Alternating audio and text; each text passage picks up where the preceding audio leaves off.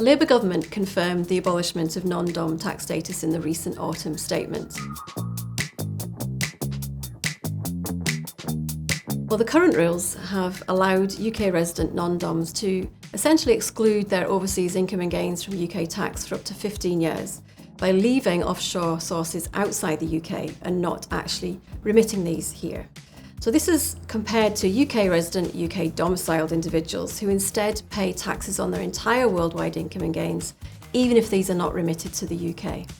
So it's fair to say this has always been a controversial tax policy, even despite this actually being in place for over 200 years now. And many governments have considered closing this down before now.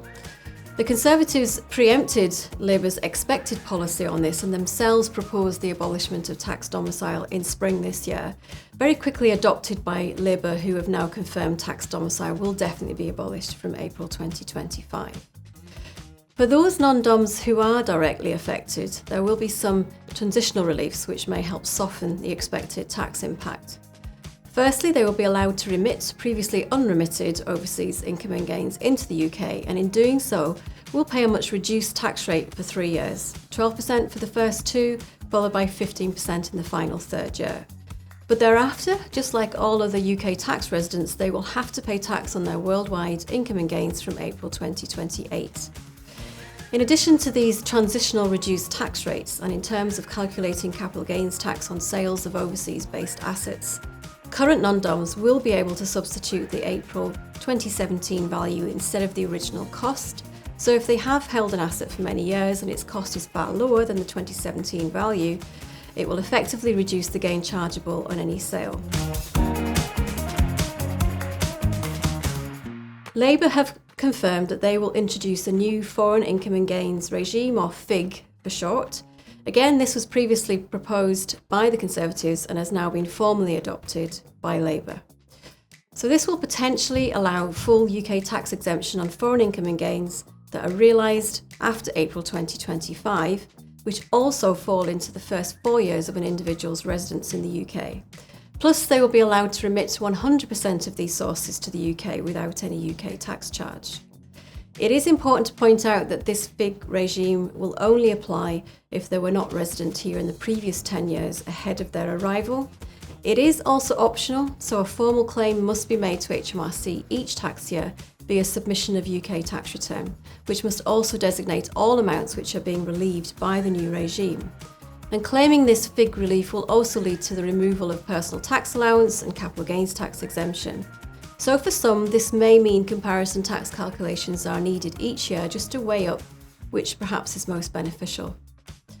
This exemption on foreign sources is not something we have ever seen before in UK tax policy, and therefore perhaps a game changer in terms of just UK PLC being more attractive to many.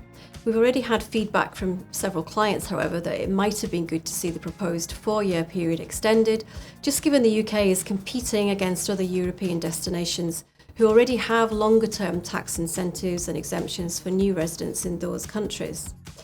However, there is no disputing the fact that exemption from UK tax on overseas sources is very attractive to many and definitely worth consideration for those who are globally mobile. For those non-Doms who are already living in the UK and who may now be considering what to do with their offshore assets and income, well, it's worth mentioning that there are close to 150 global exchange of information agreements in place.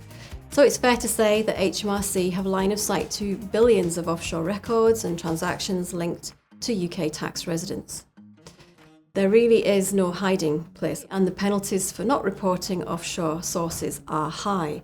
So if you want to take advantage of the transitional relief regime over the next 3 years, it follows that our advice is always to get professional help from an agent who regularly works in this space, just to ensure any UK remittances are correctly reported and reliefs claimed. It also makes sense to plan ahead and look at methods of UK tax mitigation well before April 2028. For those who are considering a relocation to the UK, the FIG regime represents a really unprecedented opportunity to eliminate your UK tax exposure on non-UK sources. But making any claim for this relief must be approached with care and consideration, particularly if any restructuring of offshore assets may instead impact overseas taxes.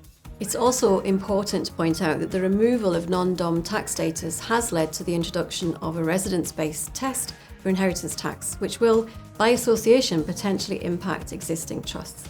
My colleague Gunhild Dam covers this in another video. Complex cross-border international tax advice is very much our everyday here at AAB, and hopefully it goes without saying we would be very happy to help anyone who may be affected by these changes. At AAB, we are absolutely dedicated to helping you achieve your goals.